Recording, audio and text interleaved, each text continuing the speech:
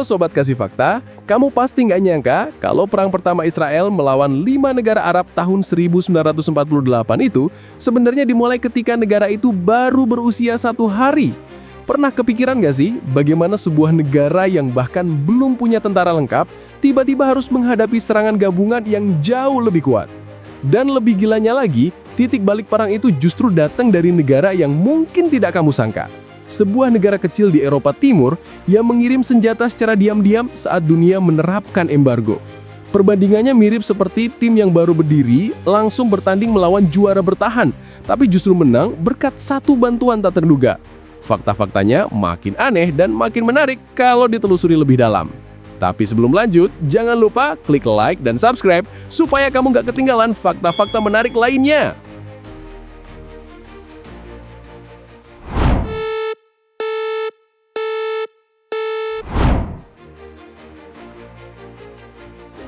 Pada 14 Mei 1948, sebuah momen yang lama dipenuhi ketegangan akhirnya meledak menjadi sejarah baru. Hari itu, di kota Tel Aviv yang masih berada dalam bayang-bayang konflik, David Ben-Gurion berdiri di hadapan para pemimpin Yahudi dan membacakan deklarasi kemerdekaan Israel.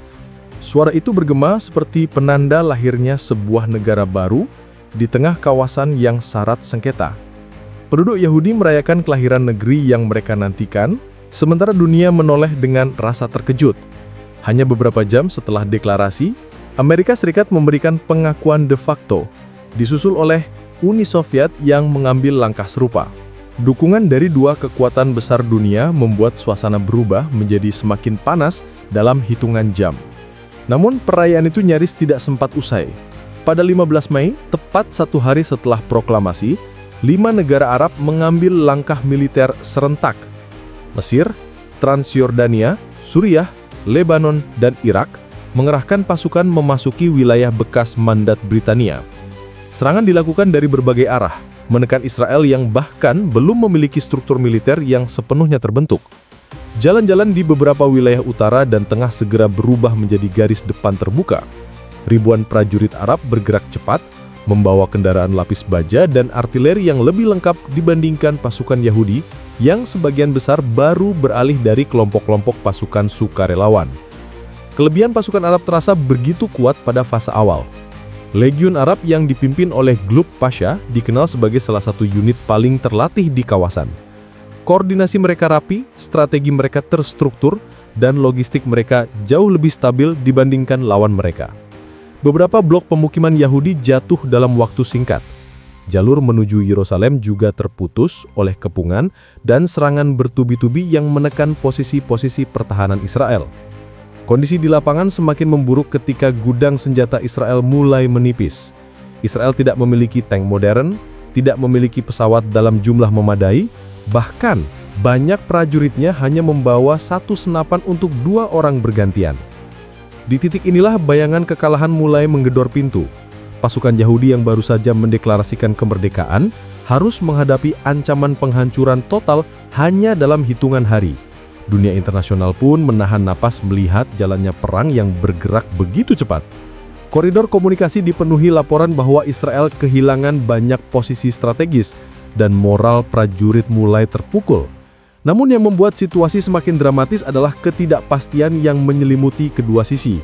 Di balik gempuran koalisi Arab, terdapat kekhawatiran bahwa pertempuran ini dapat berubah menjadi perang berkepanjangan yang menyeret negara-negara besar dunia. Sementara di pihak Israel, permohonan bantuan dikirim ke berbagai kontak internasional untuk mencari sokongan apapun yang dapat menyelamatkan negara yang baru sehari berdiri itu. Dalam suasana genting seperti inilah, dunia menyaksikan bagaimana sebuah negara yang baru berusia 24 jam menghadapi ujian militer paling menentukan sejak kemerdekaannya diumumkan.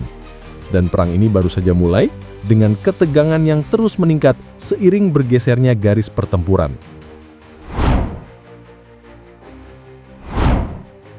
Di tengah tekanan militer yang semakin menutup ruang gerak Israel, satu faktor mulai bergerak di balik layar. Faktor ini bukan berasal dari medan tempur, melainkan dari jalur diplomasi senyap yang dilakukan jauh sebelum perang meletus. Sejak akhir tahun 1947, para pemimpin komunitas Yahudi telah menyadari bahwa tanpa suplai senjata yang stabil, mereka mustahil menghadapi kemungkinan konflik besar dengan negara-negara Arab. Dunia pada masa itu sedang menerapkan embargo senjata yang tidak secara langsung menyebutkan Israel, tetapi efeknya membuat negara baru tersebut hampir tidak memiliki akses untuk membeli persenjataan modern. Sementara itu, negara-negara Arab justru sudah memiliki kontrak pembelian senjata dari Inggris dan negara lain, jauh sebelum embargo diberlakukan. Ketimpangan itu membuat para pemimpin Yahudi bergerak mencari celah. Pilihan akhirnya jatuh pada satu negara di Eropa Timur yang bersedia mengambil resiko politik besar, yaitu Cekoslovakia. Pada Januari 1948, kesepakatan pengiriman senjata ditandatangani secara rahasia. Kesepakatan itu mencakup senapan, ribuan senjata ringan, mortir, peluncur granat, amunisi dalam jumlah besar, serta pesawat tempur yang nantinya akan menjadi tulang punggung Angkatan Udara Israel yang baru lahir. Pada bulan-bulan menjelang deklarasi kemerdekaan, sebagian pengiriman telah sampai melalui jalur darat dan udara. Tetapi momen paling menentukan terjadi setelah 15 Mei 1948, ketika perang mencapai titik paling kritis. Pada pertengahan Mei, gelombang pertama pesawat Avia S-299 diterbangkan dari Cekoslovakia menuju Israel. Kehadiran pesawat ini, meskipun tidak setara dengan pesawat tempur modern dari Barat, membawa dampak strategis yang sangat besar. Israel yang sebelumnya tidak memiliki kekuatan udara memadai, kini bisa melakukan serangan balik sekaligus menghalangi manuver pasukan Arab di beberapa titik penting. Operasi pengiriman senjata ini dikenal sebagai Operasi Balak, sebuah operasi rahasia yang melibatkan pilot-pilot asing, bekas pilot Perang Dunia Kedua, serta jaringan penghubung bawah tanah yang memastikan setiap bagian pesawat, amunisi, dan persenjataan bisa tiba di tujuan tanpa ketahuan negara-negara yang memberlakukan embargo. Di Israel sendiri, setiap kedatangan pesawat disambut seperti datangnya harapan baru. Senjata-senjata ini tidak hanya meningkatkan Israel direorganisasi dari kelompok-kelompok pertahanan lokal menjadi satu komando terpadu bernama Pasukan Pertahanan Israel.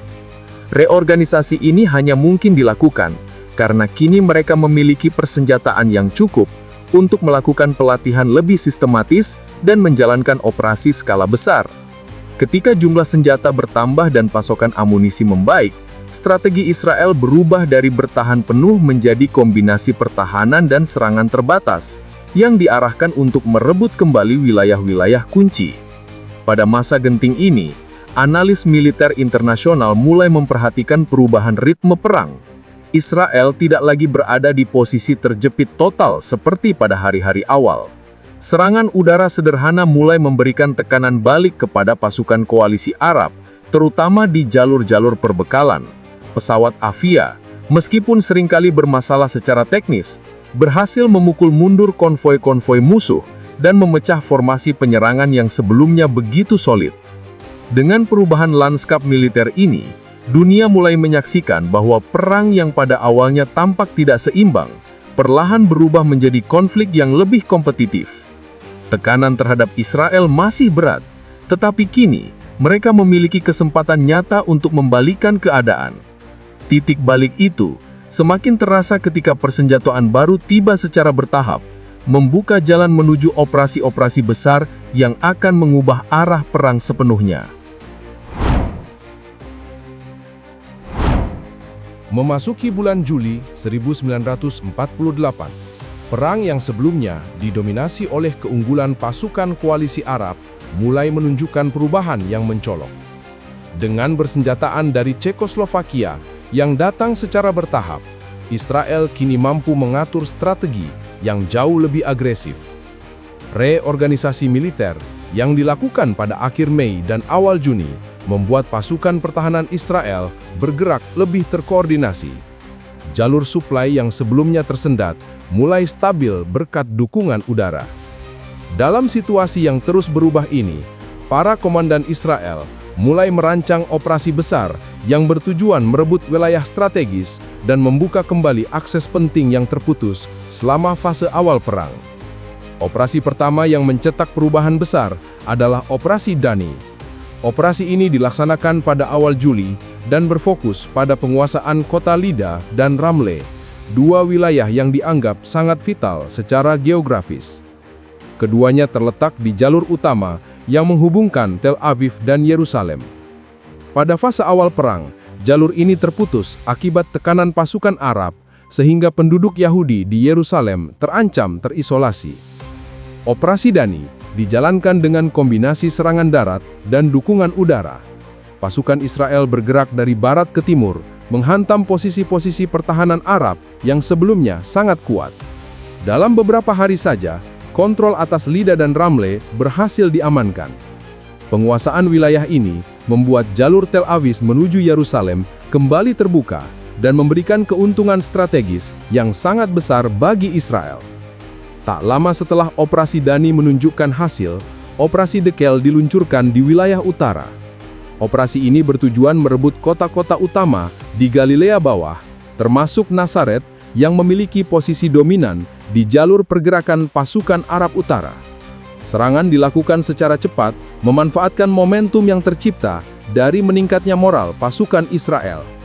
Dengan persenjataan berat yang kini sudah tersedia, dan dukungan udara yang meski terbatas tetapi efektif, pasukan Israel mampu menembus pertahanan musuh dan menguasai sebagian besar wilayah Galilea Bawah. Operasi ini menegaskan perubahan besar dalam dinamika perang, di mana Israel tidak hanya bertahan, tetapi bahkan mengambil alih inisiatif. Setelah operasi-operasi besar tersebut, garis pertempuran mulai bergeser semakin jauh dari pusat-pusat pemukiman Yahudi. Pasukan koalisi Arab yang sebelumnya bergerak agresif, kini menghadapi tekanan di berbagai sektor. Struktur komando mereka juga mulai terganggu oleh koordinasi yang tidak seragam antar negara. Sementara itu, Israel semakin solid berkat sistem komando terpadu yang baru dibentuk. Kemampuan Israel untuk memperkuat logistik dan memusatkan operasi pada titik-titik strategis menjadi faktor yang membuat pasukan Arab kehilangan momentum. Pada akhir tahun 1948, perang mulai memasuki fase negosiasi. Wilayah-wilayah yang sebelumnya dikuasai Arab beralih ke kontrol Israel melalui serangkaian operasi militer. Tekanan internasional juga meningkat karena perang telah menimbulkan gelombang pengungsian besar di berbagai wilayah.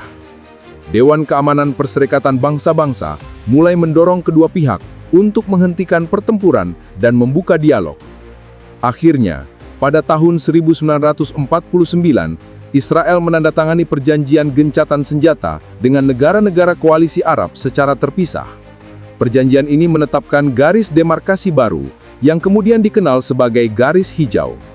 Garis inilah yang menjadi rujukan peta politik kawasan selama beberapa dekade berikutnya. Israel, yang pada hari-hari pertama perang hampir kehilangan kendali, kini justru menguasai wilayah yang jauh lebih luas dibandingkan pembagian yang diusulkan dalam resolusi internasional sebelumnya. Perang tahun 1948 berakhir tanpa perjanjian damai final. Tetapi, gencatan senjata tersebut membentuk fondasi realitas geopolitik kawasan yang bertahan hingga hari ini. Israel berhasil mempertahankan negara yang baru berdiri itu, sekaligus memperluas wilayah kekuasaannya secara signifikan melalui rangkaian operasi militer yang mengubah arah perang secara dramatis. Perang Arab-Israel 1948 tidak hanya tercatat sebagai konflik pertama antara Israel dan negara-negara Arab, tetapi juga sebagai titik awal terbentuknya peta politik Timur Tengah modern.